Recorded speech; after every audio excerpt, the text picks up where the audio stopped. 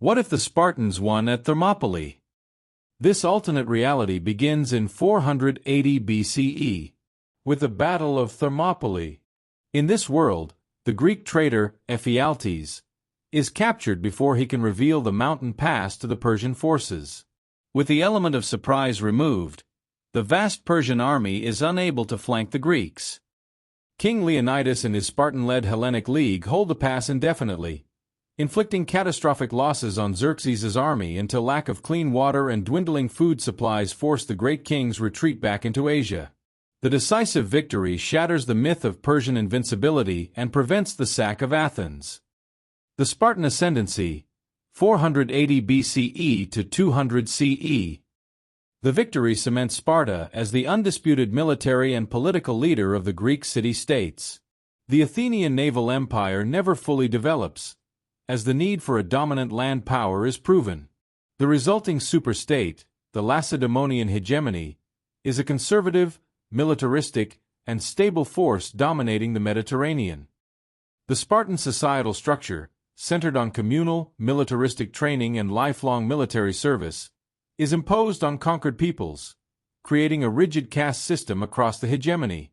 This structure, focused on collective defense and discipline, stifles philosophical and democratic developments seen in our timeline's Athens.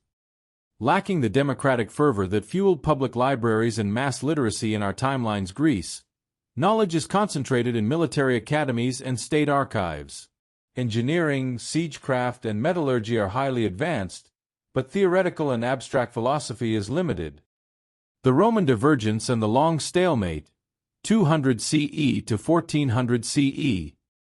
The Roman Empire, known in this timeline as the Residential Publica, rises and conquers the territories of Western Europe and North Africa, but their expansion east is halted by the formidable, organized power of the Lacedaemonian hegemony.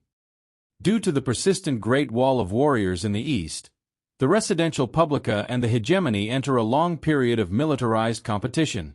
This drives rapid innovation in practical technologies like standardized mass production of arms, advanced road and canal building, and early forms of large-scale water-powered factories, using resources like iron, copper, and timber. The rise of a new monotheistic faith, the way of the one architect, which replaced Christianity, emphasizes structure, duty, and order.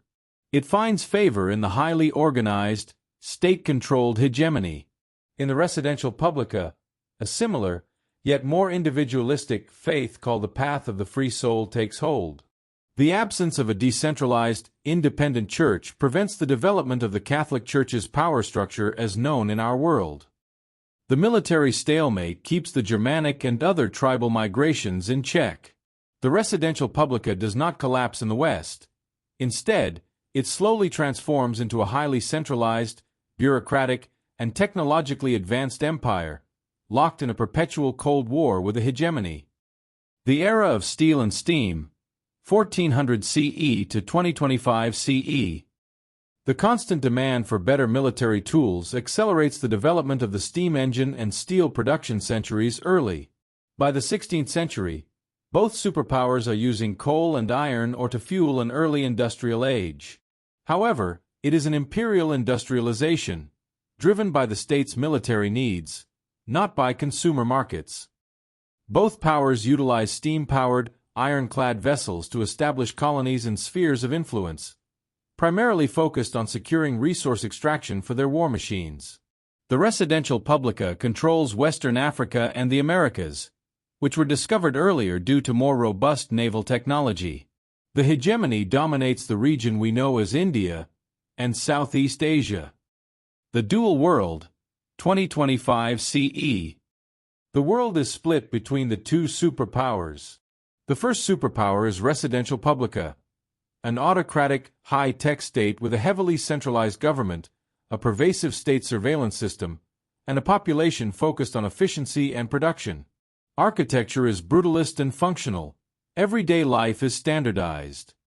The second superpower is the Lacedaemonian hegemony, a rigid, tradition-bound superpower.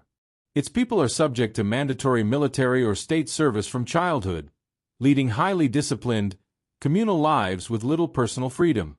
Technology is used primarily to maintain social order and national defense. The lack of a true independent Renaissance or Enlightenment, replaced by state-sponsored practical science, means fundamental social freedoms and political rights, like our timeline, are practically non-existent in either power nation. The world is highly advanced in material engineering but socially and politically authoritarian. If you enjoyed this experience, leave a comment with an idea that you'd like to see explored in the next video. Thanks for watching.